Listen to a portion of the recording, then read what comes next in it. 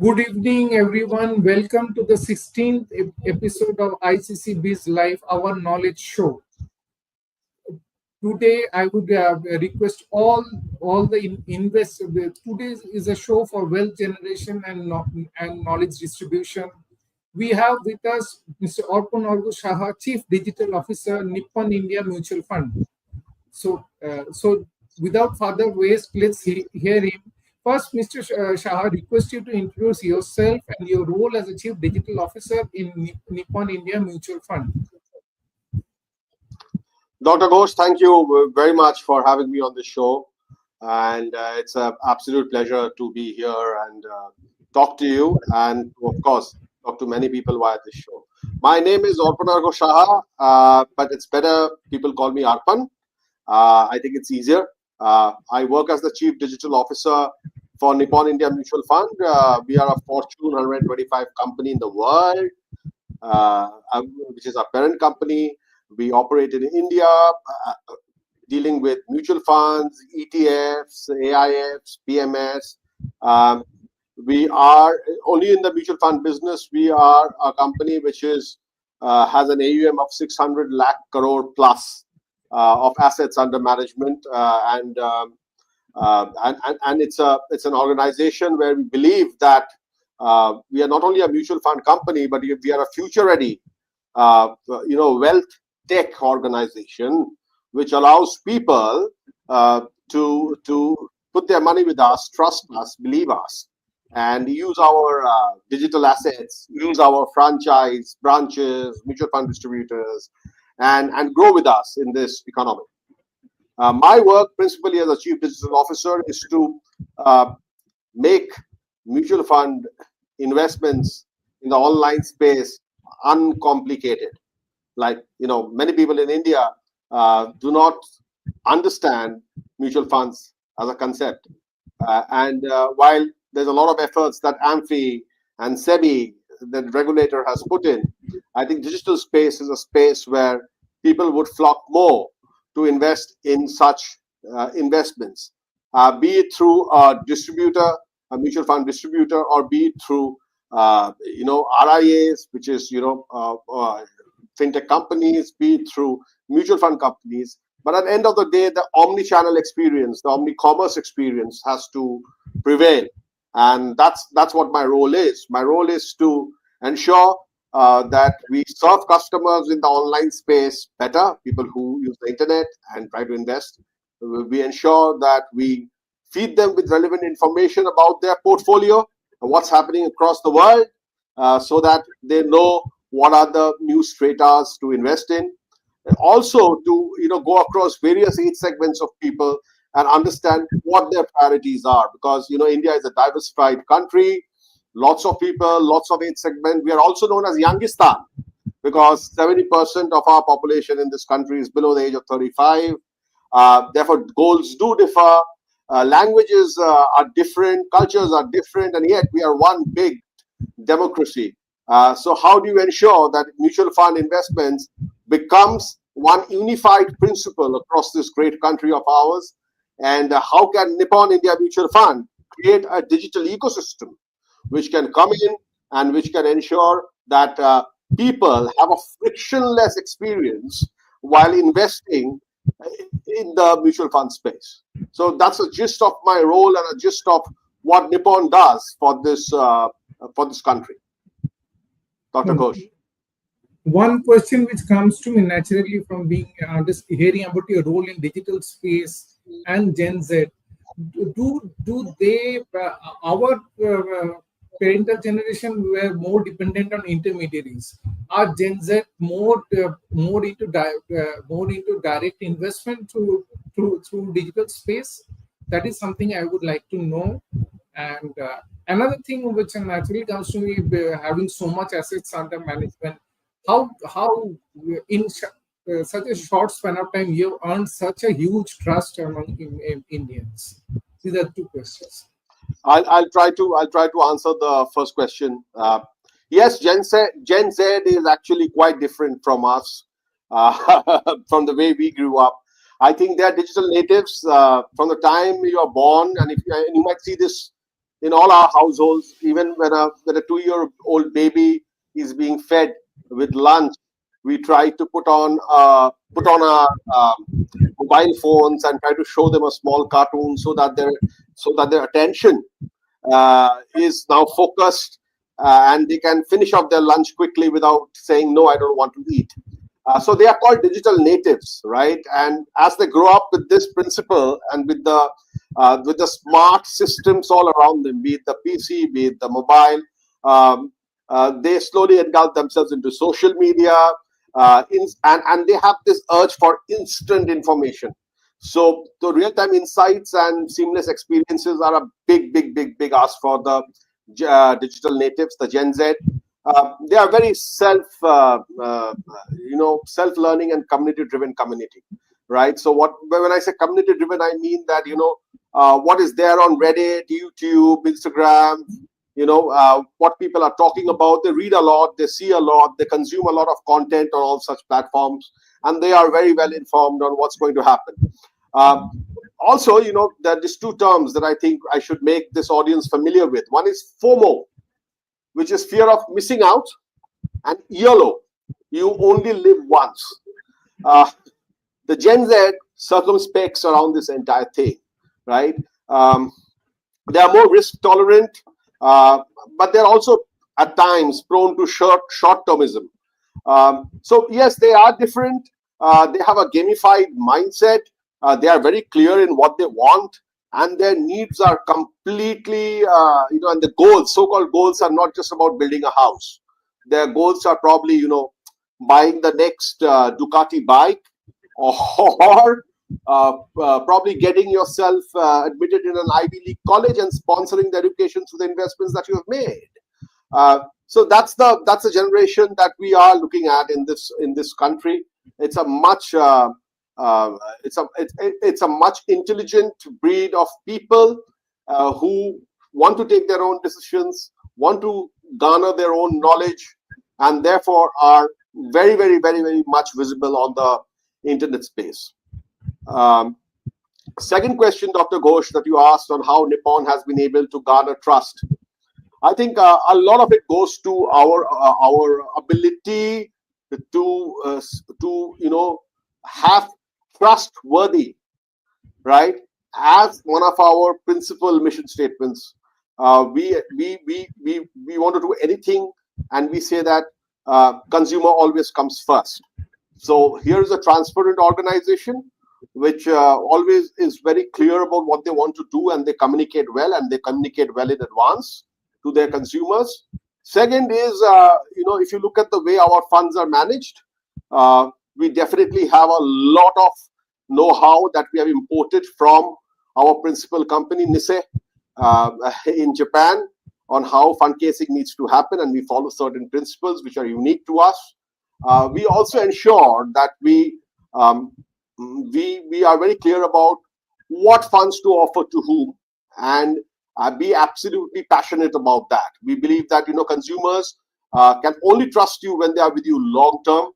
A lot of this credit goes out to our mutual fund distributor franchise and our branches across the country. We've close to 200 branches across the country. We have close to 80,000 mutual fund distributors who are associated with us, who have been working with us for the last 20 to 25 years. And I think that gives the consumers a lot of confidence. And for the people who come directly online, I think that's a place where you don't have any involvement in terms of advice, but you give them real-time insights, you give them real-time observations on how the economy is faring or how a fund is faring in a certain economy, right? And that really pushes the button for these people. So I think these are all put together a very big trust option. You want to access your portfolio, you can access it through your WhatsApp, you can access it through our app, through our website. At any point of time, you'll find us live, alive, and kicking. Very good, sir. Now, next question would be the portfolio of Gen Z. How is it different from their parents? Are they more into regular flow dividends or more into capital accumulation or arbitration? What? No, so they are very diversified, you see, but yet direct. So you said it rightly that are the Gen Z investors more direct? Answer is yes. Many Gen Z investors prefer a mix of various funds, and they have a lower bias towards traditional products. For example, I remember when I was growing up, the first time I got a job, I think it was a ritual for me at the house saying that, today the LIC uncle is coming who had opened up your father's account and you need to open up an LIC policy with him. That doesn't work anymore. Probably, the kids don't want to hear that. But they have a lot of they prioritize flexibility, liquidity. They prioritize performance rather than FDs, PPFs, or LIC policies. I think that's one thing that we need to keep in mind. They want to get into things which have high engagement but low commitment. So if you see, the very reason why SIPs can start at rupees 100 has been done keeping in mind that Gen Z can do a sampler at any point of time. You can start a SIP at rupees 100, that too online, right? It happens in a jiffy. There are no lock-ins. Therefore, there is low commitment, right? However, once you sample the entire thing and you realize that, yes, this is something that I need to go on, investing in, the Gen Z is an intelligent section of people in our country. And they go on showing a lot of commitment on this particular piece, but they want to have that independent streak where at any point of time, if they want to, pull it out, they want to pull it out. They want to buy something, they want to invest in something, or they want to, go for a vacation. That's the flexibility they want to have. And I see a lot of Gen Zs investing in technology and thematic bet-oriented funds, right? So thematic ETFs, right, are one of them. Tech stock, mutual funds which circumspect around tech stocks, international markets. I see a lot of interest in that, and rightfully so. But if I have to summarize, it's very diversified, and you would be sometimes surprised to see how come a 21-year-old knows so much that he has been able to design his own portfolio for the different goals that he possesses. And it's kind of interesting. We'll have to see this sector, we'll have to see this section of investments for certain more years to get a full understanding on what is really working out for the industry. But yes, 70% of the country is below 35. This section of people will define the future for any industry. Leave aside BFSI, or leave alone BFSI, mutual funds, or anything. Any industry is going to be defined by them, and it's very important for an organization like ours, who are so digitally advanced and who do a lot of work with Gen Z, to understand how should we gear up for this. And it's always good to start early. That's been one of the fortes of Nippon India Mutual Fund. Dr. Ghosh. Next question. Again, as I keep talking to you, and since I am a man of the subject, more questions keep on popping up. Are we allowed to invest abroad?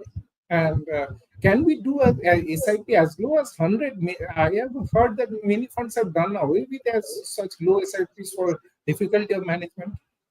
You can do an SIP as low as rupees 21 in this country. Oh, my God! Right. So I think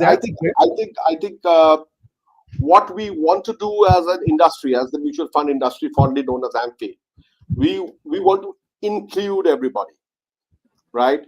I think it's a very ethical exercise.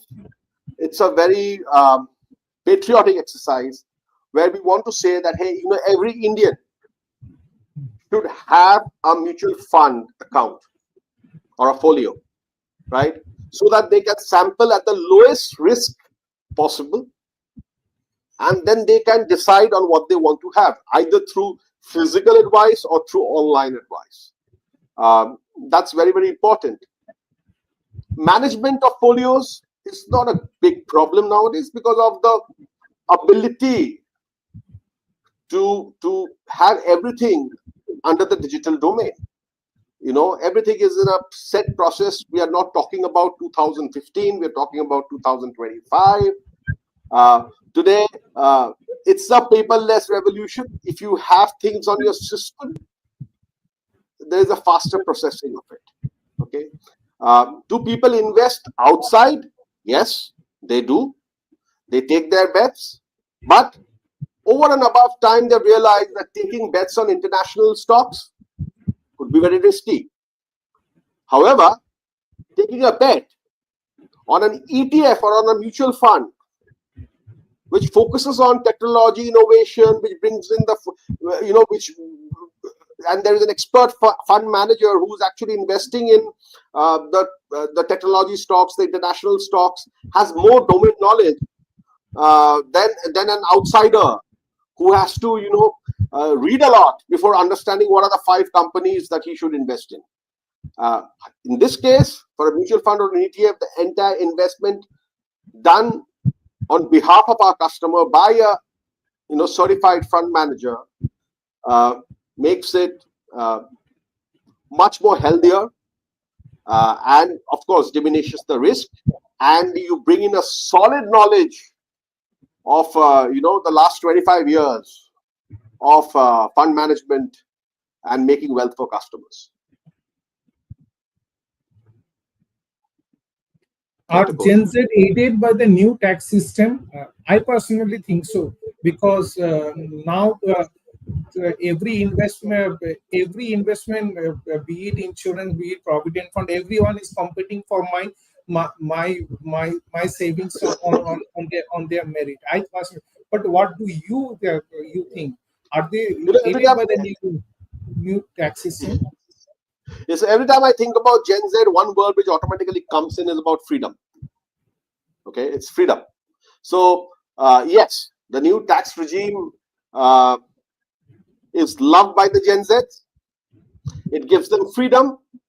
They don't have to, typically invest in tax-saving instruments to save those little rupees. It encourages voluntary investing. There are no forced deductions. They can consciously choose market-linked products. And if you look at the rising popularity of ELSS in the mutual fund space, you will understand what I'm saying. ELSS is nothing but equity-linked savings schemes, which are gaining traction due to 3-year lock-ins and better returns. It's like having something which saves tax for you and also gives you great returns, so that you can beat any kind of inflation or be ready for the future. So Gen Zs are absolutely freedom oriented. They don't want lock-ins, and they don't want long terms. They don't want something to invest in because they have to save some taxes.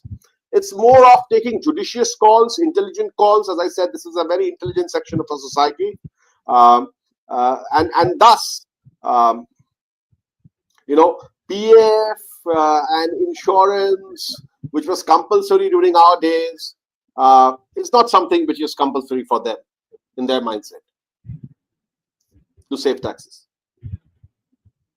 Now, two questions on 2 different stock market is a zero-sum game. You want me to enter now, but how will I gain? My profit will have to be matched by somebody's loss at any point of time. So how do we reconcile? And older generation people say, oh, it has already reached the peak, or they are worried about the volatility. Now it is too late for me to enter. How? These are 2 separate statements, and please explain them to the ordinary man. It is a zero-sum game, and yet a source of wealth generation. And so, first of all, I think there is never a right time for investment. You've not missed the bus, because in this case, it's an endless train. You can get into any compartment at any point of time, and you will reach your destination. Okay.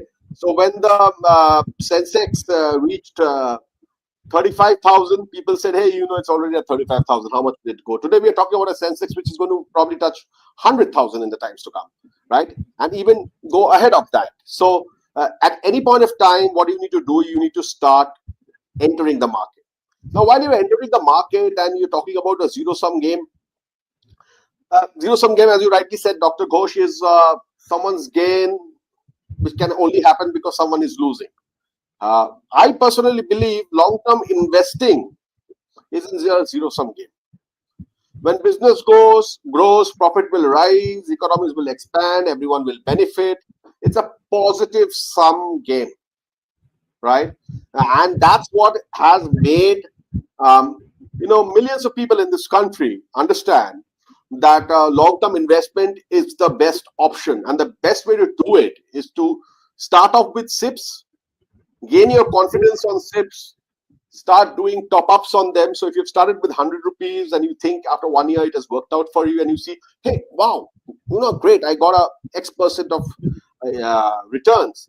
I wish I had started off with 1,000 rupees. I think that self-thought process, self-starter can only happen once you have sampled it, right? It's just like a restaurant, when you go in and you say, what's the special today, right? And they give you a complicated name which you don't understand. So you say, can I sample it? Once you sample it, you realize, oh, wow. And then you order for the dish. So SIP is about, starting low, taking it big, going in for a long term. It's a never-ending train. It's a never-ending platform, right? So you get into it, you go on to your destination, you decide where you want to get on and get off, right? And what's the tenure that you want to pick. So when you have such a thing which is so very well curated, I think it's, again, a long-term game. It's a positive sum game. So your message to the audience is, over time, it is a positive sum game, right? I think anything to become great needs time. There are no shortcuts to success, right? We don't want a shooting star which appears once in 1,000 years. We would rather have a twinkle, twinkle, little star which appears in the night of the sky every day. Yeah. And by looking at it, you can draw a map and take your ship to the right destination, right? I think these are all old sayings in a new avatar, and we need to, take them very, very seriously. The good part is that our youngsters have that wisdom. They have that wisdom, but they want to first sample. And what better than mutual funds and ETFs? Right, sir. Now, next question is, how are Gen Z aided by AI and automation in investing? Next is, are you using blockchain in accounting? Are people using taking help of technology to exit, maybe even for a temporary period? So I think AI is pretty much in the game, but AI is, again, it's not artificial intelligence. I always call it actual intelligence, right? So try to build your platforms. When I say platforms, your own digital assets in such a way that they can give the right kind of recommendations.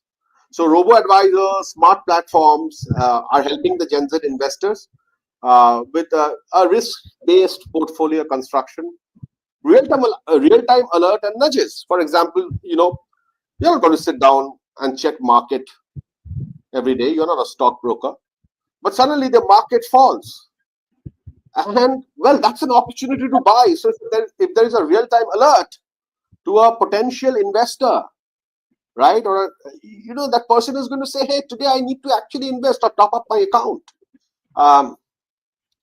Tools that will help you to do automated rebalancing, right, and also will let you know that which fund is performing well and which fund is not up to the mark, and therefore probably it's a good idea to redeem the money from there and do a transfer to some other fund.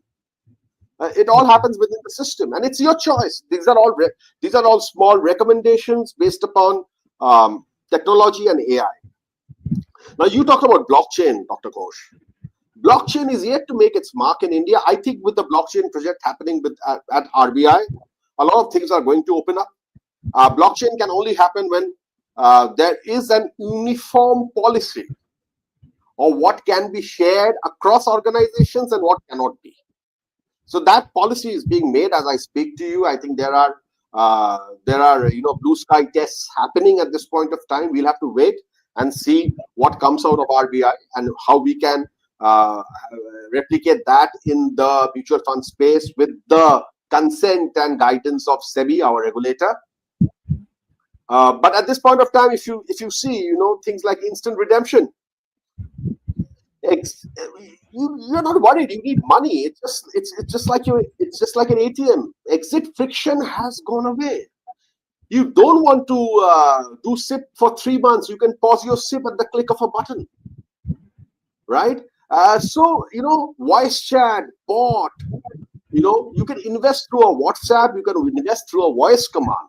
Just think about it. You're driving back home, and you're giving a voice command, okay, to your app, which is connected to your stereo system in your car, and your investments are happening, right? So that's the kind of intelligence that people are using, and I call it actual intelligence. There is nothing artificial about it, right? What will happen in the future is predictive intelligence, when based upon the way you are interacting and providing to strengthen the actual intelligence chassis, your systems get more smarter and now can predict what you would like to do at that part of time, depending upon that time of the market hours. I think the world is getting more and more easy. I think it's becoming frictionless through the very aspects that we have to offer. And Nippon India Mutual Fund has been at the forefront and a leader in all these aspects. Based on my investing patterns across funds, would you or rather Nippon would give me suggestions for similar to my investment portfolio, my style? Yeah, if you have the ability to come and tell me on my app that this is my entire portfolio, I would like to see it through your app. And if you could probably let me know what is overlapping and what is not there, we will point it out for you, and then we'll ask you to take a prudent call, right? Okay. So we let the investors decide on what you want to do, but it's again on the consent of the investor. If you want to share, it's good. If you don't want to share, we'll make do with what we have about you. So question is Gen Z rely on apps, social media influencers, research or research reports. What? Today I read an article called AI hallucination, AI giving wrong data, and it really scared me. So question, I would rather go on a Nippon's research report that will be much more give me much more confidence. So what are people doing? Apps, social media, reports, or a combination of everything? So first of all, let me tell you, the AI that you're talking about is artificial intelligence, which might give you errors. But if a company like ours, which we do, we use artificial intelligence with actual intelligence, and we blend it together so that our consumers never get a wrong suggestion. And this happens because we don't overpromise. We don't want something where we say, oh wow, this is so jazzy. No, we don't want jazz, right? We would rather want to give value to the consumer, to what we can derive from the consumer's habits. Therefore, we don't have any instances where our intelligent ecosystems or platforms have come out with any wrong suggestions, and we don't want to stretch that far, because unless and until my systems learn about you with your consent, it's very difficult to predict the right thing for you. Okay, it's not magic, or it's not a fairy tale. Let me put it in this way. Okay, now coming to what does the Gen Z rely on? Gen Z relies on a lot of things, right? Apps that they use, right? They have become the new advisors, right?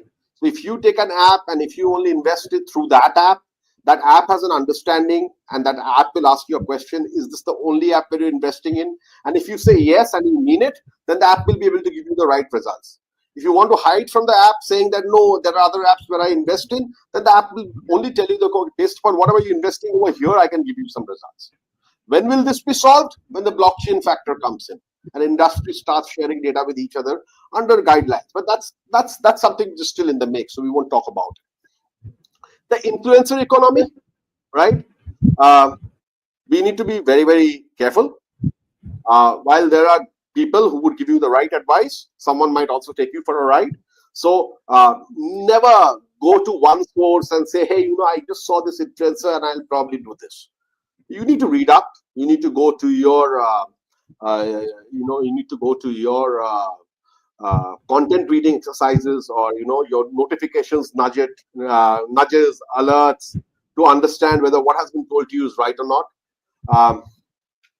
Then a shift to bite-sized learning.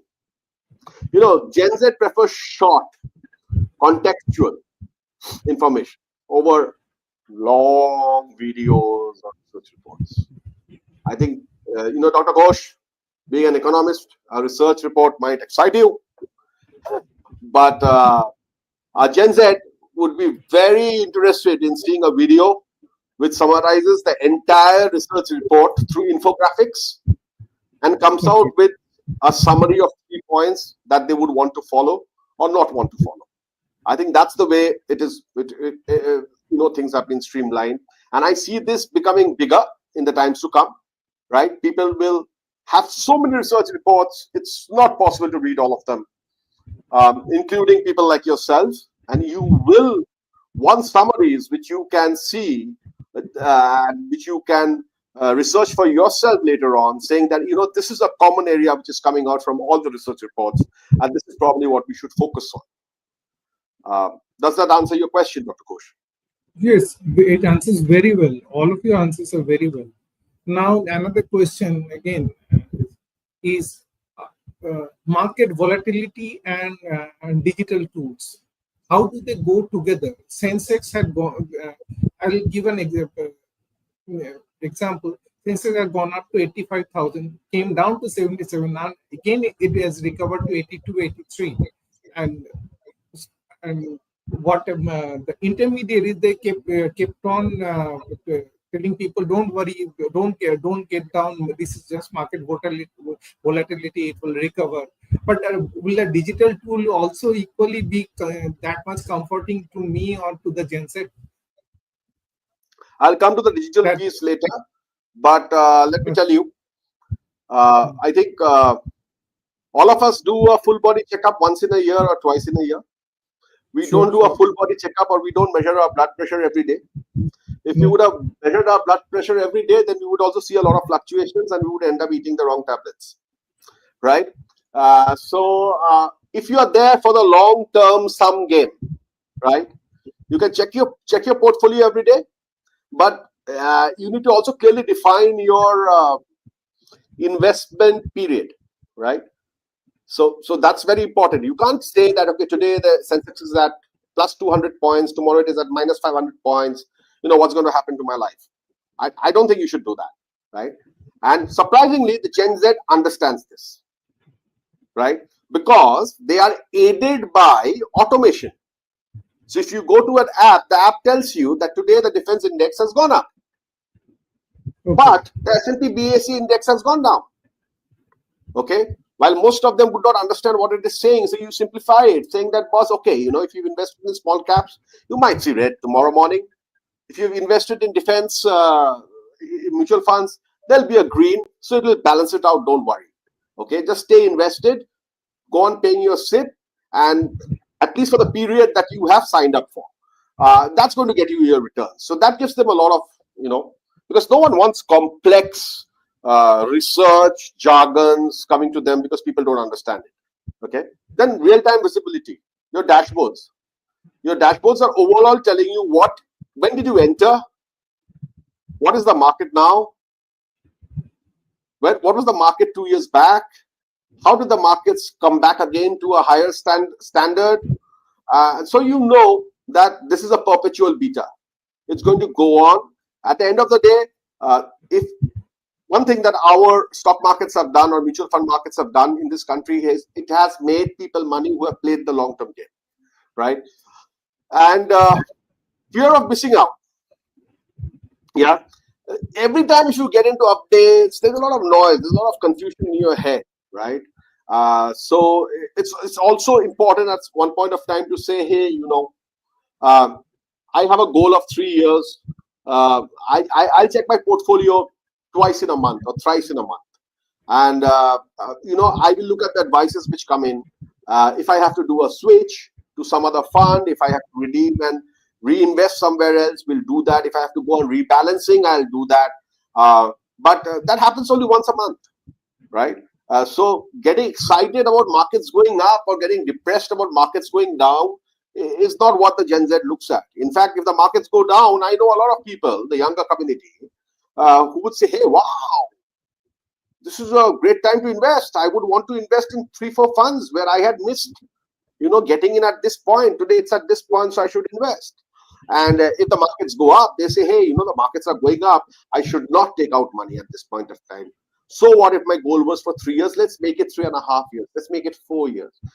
So that's the kind of excitement I see coming in from people because they have the digital platforms of Nippon, which tell them very clearly what they need to be doing and how it's being. Again, you asked me this question on why do people trust us? People trust us because we are very clear on being. Our platforms are friendly, factful, and frictionless. So we have the 3F strategy, right? So we don't deviate from that. That's there in everything that we build for the customers, through which they access their funds.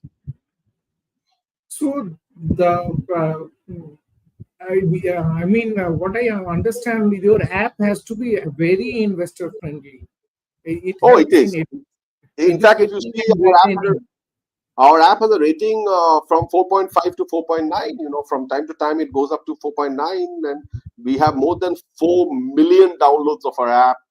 And there are some 45,000 plus user reviews, right? So there's so many people on our app, and there are people on our WhatsApp. So people come to our WhatsApp to invest. You don't even have to download our app. And tomorrow you can just say hi on the WhatsApp number of Nippon. And you don't have to even give up your mobile space. You can work on the WhatsApp and start your first sip. It is as easy as that. You don't want to do it on WhatsApp. You can just go to the Google Assistant and say Nippon Conversational Commerce, and you go into the Nippon app, which can actually help you speak, and you can invest, right? And in order to improve inclusivity, we are now moving into vernacular. So I would like my fellow citizens who are from Gujarat to invest in Gujarati, fellow people in West Bengal to invest in Bengali. Okay, you don't need to know English. You can talk in Hindi and you can invest anywhere in the country, right? I think that's the future. Voice, vernacular, data, Bharat. These are the 4 very important pillars for Nippon India Mutual Funds. Digital ecosystem. That's our fundamental. If you progress that way, no one can prevent you from becoming market leader if you are not already. I mean, that's great strategy. Great. Thank you for your inspiring words. I think we are what our customers make us, right? These are the feedbacks which we get from the ground, and we are thankful to our consumers. We are thankful to people who are watching this video, who give us feedback, ask us questions, and we can take things ahead. Mr. Our media team, do you request to? I have 2 more questions for sir. Also, request for public questions. So already 1 public question has come. How reliable are the third-party apps for investment? Because there are many. That is the question which has come in. So let me answer this. I think what is very important when you're investing in a mutual fund, you'll have to see whether the third-party app is SEBI registered, right? If you do a bit of Google searching, we are a very regulated industry. So in mutual fund, the third-party apps are not the so-called Chinese personal loan apps, which are fly-by-night operators. But over here, there is a proper process if you really want to open up a third-party app. So yes, it is very much reliable. Just do a bit of studies before getting into that app. There are some very popular apps in the country which you can also look at. I think it's absolutely reliable. You just need to do a bit of R&D before getting into it. Are Go there with the leader. aggregators for mutual funds also? Various mutual funds in one app. Are there such? So if you look at there are different aggregators who come in with offerings across the mutual fund industry, right? That might help you. That might also not help you because it might end up confusing you, right? But whatever is your choice, I want to give you that guarantee that this is a very highly regulated industry, right? So apps which are into mutual funds are regulated. The companies which are into mutual funds are regulated. So whether you use a mutual fund company's app to invest in a particular company, or you want to use an aggregator app, the call is completely yours. Both works for us. And if you look at all the third-party apps, you will see the Nippon product stack always at the top, right? So every time you see the Nippon product stack at the top, you will know. You probably come to the right place. I get you. I have to look at the rating. Now, I have some other questions. What are some key digital touch points in the customer journey that you believe are most critical for engaging Gen Z? Onboarding and KYC. It needs to be super fast, right?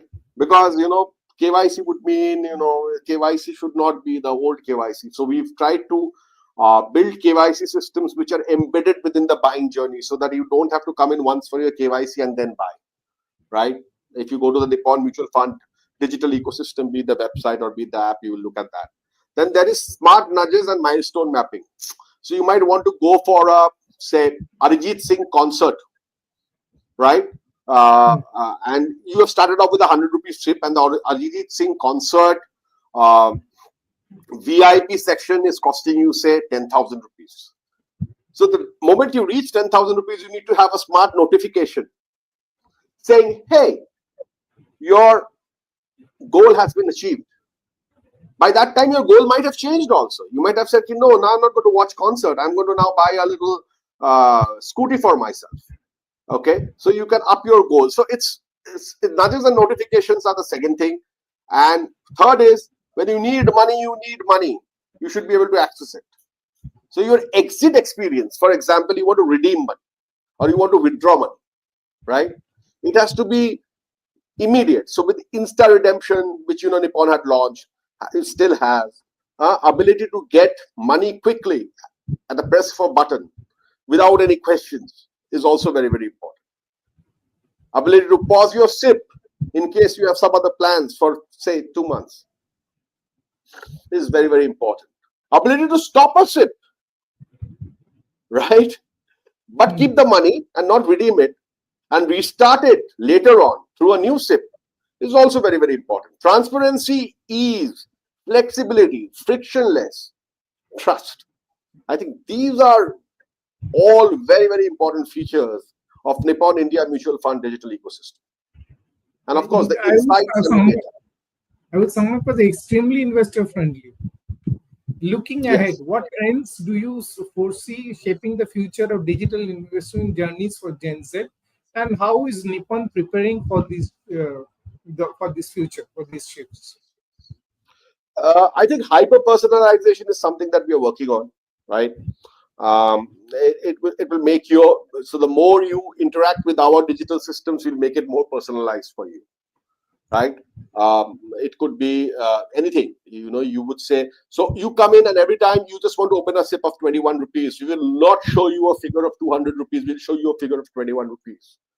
Okay, we'll also tell you that the fund that you are investing in from so and so location of India, what is the percentage of people who have invested in this fund from your location, right? So that's very hyper personalization. These are data that is only available with companies like us, right? Because it's our fund. So this will give you more confidence that you're taking the right decision. Social investing, I think, is going to get very, very important. Um, a lot of Gen Z will come in for uh, gamified learning, as I mentioned earlier, right? It will become more community driven. There'll be a lot of partnerships that we might want to look at, right? Uh, and and and that's going to be very, very keen.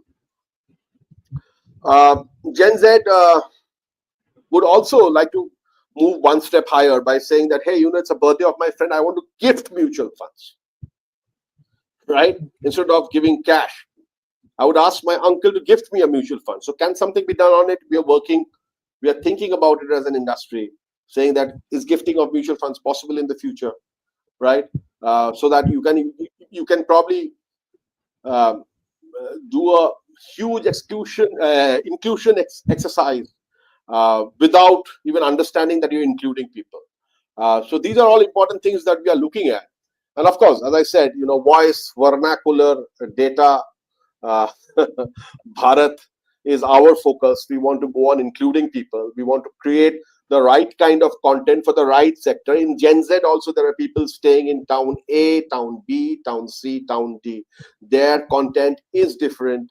What they understand is different. Their lifestyle is different. They speak different languages.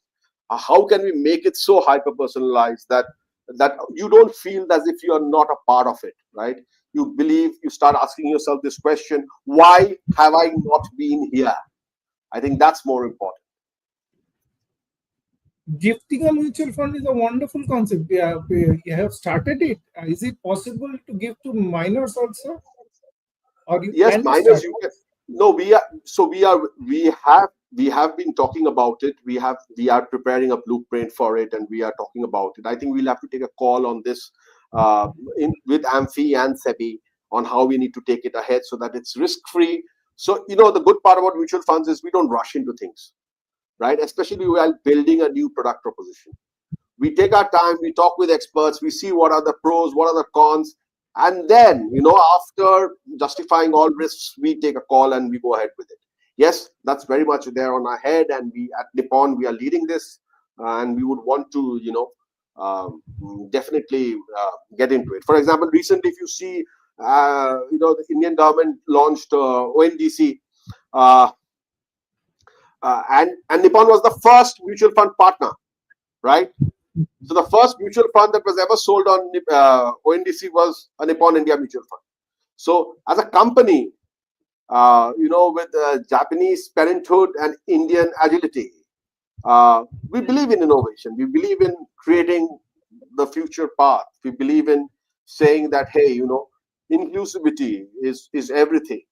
And our company is led by a very dynamic CEO, Mr. Sandeep Sikka, who ensures that uh, his entire team, especially teams which are building the future, like digital, always thinks ahead and pushes things ahead.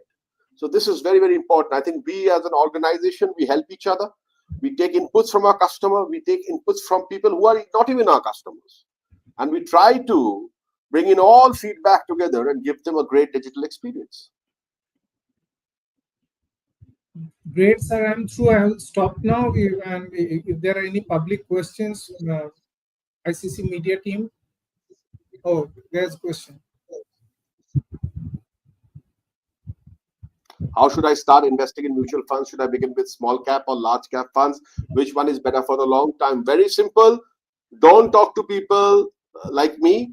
Talk to a mutual fund distributor or get onto any digital asset which has the ability to tell you the right thing based upon your goals, based upon your risk ability, based upon your parameter. So never take any such advices from people who are not advisors, be it a physical advisor or be it a digital advisor. You have to go through the right route.